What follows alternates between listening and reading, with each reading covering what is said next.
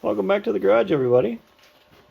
We've got the 1525 head and the milling machine here, attempting to drill out the broken off studs for the exhaust manifold to attempt to get that off.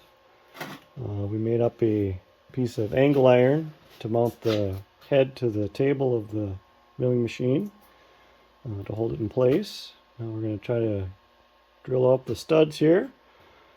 Then we'll worry about getting the broken off studs out of the head after we get the manifold off. We'll have to assess the situation at that point, see what we got left. The plan of attack as of now is to try to drill down not quite all the way. Hopefully that'll be enough to maybe release the manifold enough where we can wiggle it off, leave a little bit of stud left behind to attempt to extract those studs from the head. And if not, then we'll have to drill and get a tap in there and clean them out, whatever. But that's our attempt plan as of right now.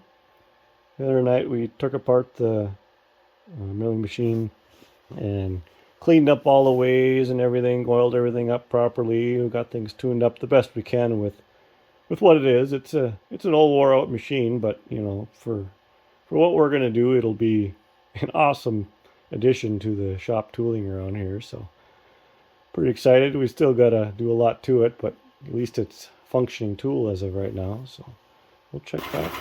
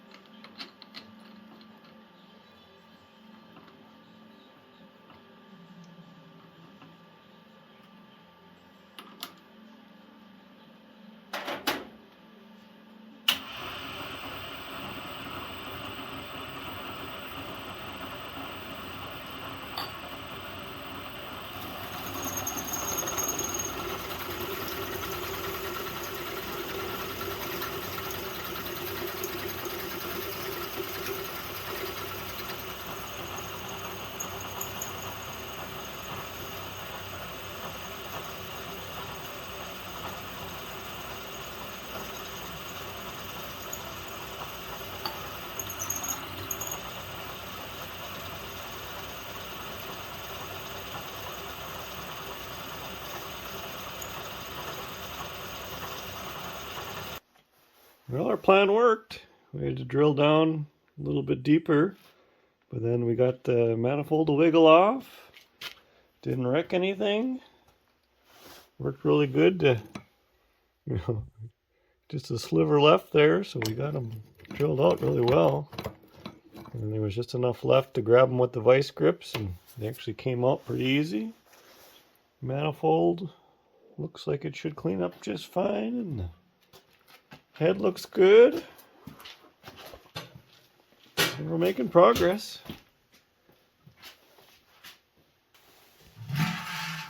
Welcome back to the shop. What we're working on today is getting this broken 1525 block stripped down to get the cam out of it. All we're really trying to save is the cam and possibly the lifters and whatnot. The block itself is, pretty busted up. It wouldn't be cost effective to fix. Pretty bad. You'd have to be pretty desperate to use this one. But there again, it's our practice run to get this cam out, just like we did with the truck block, because we want to save the cam, and we're just using it as a practice to see if we can do it without wrecking the block. So when we get to the good block, we have the system all figured out. So yeah, we got the gear pulled off the front of the cam, no problems there. I was just going to show the locking tabs on this cam front plate bolts for future reference. They bent over the ears there, then locked on the bolt to keep them from getting loose. So we'll pull that off. Same as before, we'll set it all up in the press and we'll check back. This one isn't as crusty as the other one, so we're hoping it'll come apart easier than the truck block did. The stuff is much cleaner by comparison. It's going to work on getting this. There's a rear, like a freeze plug type of thing on the back of the camshaft there. We're going to pop that out of there and see if we can get this one pressed out. So far things are coming loose pretty easy. So we took the brass punch and to see if we can knock down some of these roller lifters, and they actually all came free, at least a little bit. We haven't gone crazy yet. One of them, the roller, even rolls yet, so we know that they're clear of the cam. So we got a sneaking suspicion that this stuff will come apart a little bit easier than the truck block did. A little difference we found so far is on the truck block, these passages are just wide open to the cam journal, so I could get in there and spray a PV blaster. On these ones, they have a little restrictor plate, I guess you could call it, and it's just a little orifice, so we can't. I took that bearing off on that one to see what was going on there, because that bearing was no good anyway. Those little screws that hold the bearing in place, those are actually little brass screws, and at least on this engine they're like center punched to kind of hold them from turning. It didn't really work very well though, because some of them were very loose when I went to go remove them. I don't think the other engine were center punched though, were they? I don't think so. I don't think so. Oh yeah, this one came free a lot easier than the other one. We're getting it to move down. We're going to have to stop here pretty soon and reposition our, yeah, that's about all you get there. Because we're going to hit that. Yep. Same down here. Tap them in. We've got to tap our lifters down a little bit more for some more clearance. But yeah, it came free with much less resistance than the truck block did. So it's a New Year's miracle.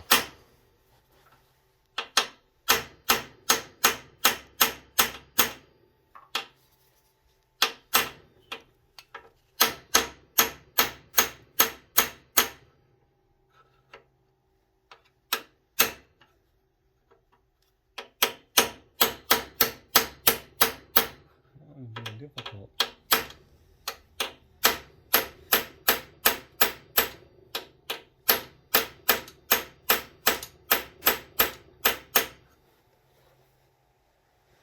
PP blaster.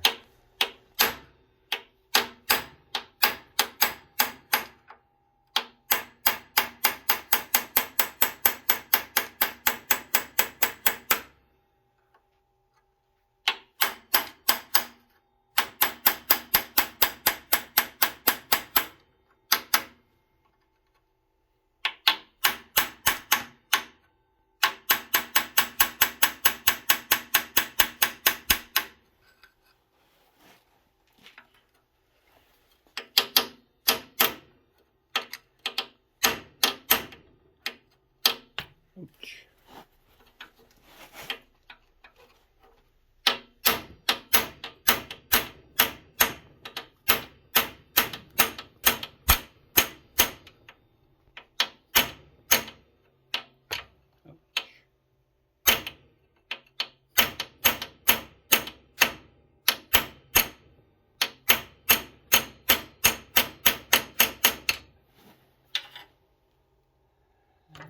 That one's quite far enough yet.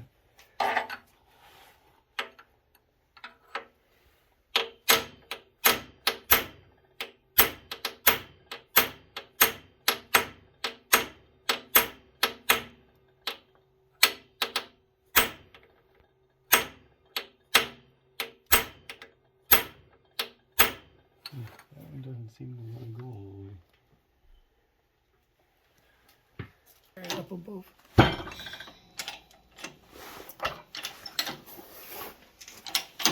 There, I'm going to put a longer pusher in.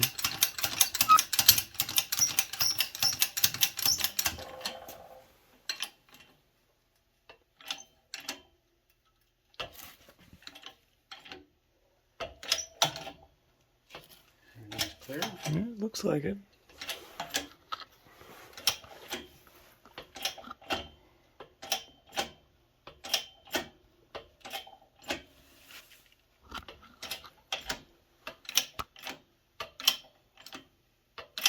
How much of a drop we're going to have. There. This cam looks pretty good. Lobes don't even look flat on the top like the truck ones did. So yeah, I would imagine there's no reason this cam wouldn't be regrindable and reusable. Nice.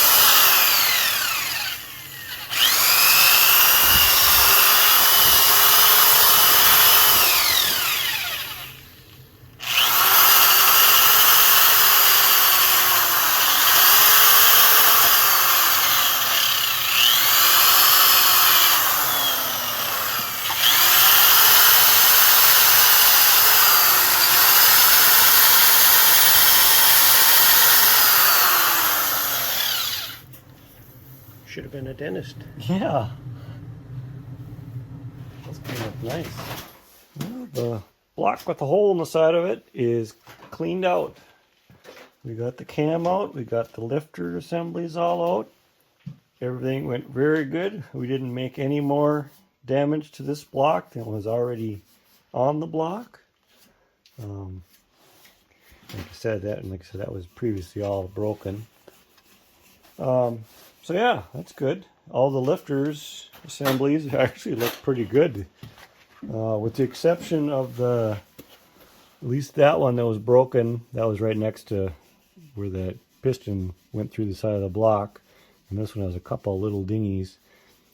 Besides them, the other ones actually look pretty good. There's actually two where the rollers actually still moved a little bit, so we'll probably work on figuring out a system to press them apart next, just to see what we got. But yeah, I'm going to call that a victory.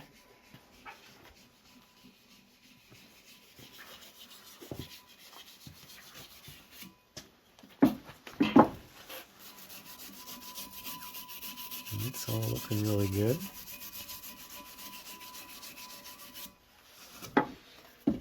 I got the first lifter assembly taken apart. So you take the cotter pin out of there, and then just a little bit of a punch and a hammer, and it actually came right apart.